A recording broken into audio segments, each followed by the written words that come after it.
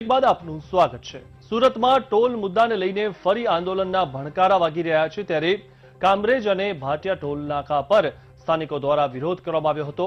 આ સાથે 1 જાન્યુઆરીથી ફરજિયાત ફાસ્ટેગને લઈને પણ સ્થાનિકો વિરોધ કરી રહ્યા છે। આ વિરોધ નાકર સમિતિ દ્વારા કરવામાં આવી રહ્યો છે। નાકર સમિતિ દ્વારા કલેક્ટરને આવેદનપત્ર આપીને સુરત તથા બારડોલીના વાહનોને ટોલમાંથી મુક્તિ આપવા માટે માંગ કરવામાં આવી હતી તથા તેમને ચીમકી આપી હતી કે જો આવનારા સમયમાં આ માંગ પૂરી કરવામાં નહીં આવે તો હાઈવે ચક્કાજામ સહિત ઉગ્ર આંદોલન કરવામાં આવશે।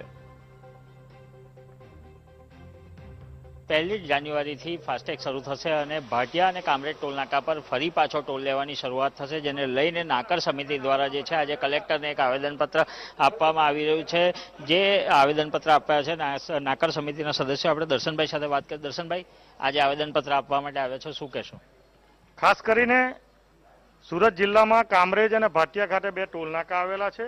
આ ટોલનાકાની જ્યારે શરૂઆત કરવામાં આવી હતી GJ5 અને GJ19ના વાહનો એમાંથી મુક્તિ આપવામાં આવેલી હતી, પરંતુ આ ટોલનાકાના મનસ્વી વહીવટના કારણે એના કારભારીઓએ GJ5 અને GJ19 પાસેથી 1 વર્ષ પહેલા ટોલ લેવાની શરૂઆત કરી હતી। આના અનુસંધાનમાં સ્થાનિક આગેવાનો, સ્થાનિક અમારા પંચાયતના ચૂંટાયેલા સભ્યશ્રીઓ, જિલ્લા પંચાયતના, તાલુકા પંચાયતના અને વિવિધ રાજકીય પાર્ટીના આગેવાનો, ધાર્મિક આગેવાનો અને બાર એસોસિએશનને સાથે રાખીને બધાની લાગણી અને માંગણી હતી કે GJ5 અને GJ19માં આમાંથી મુક્તિ મળે।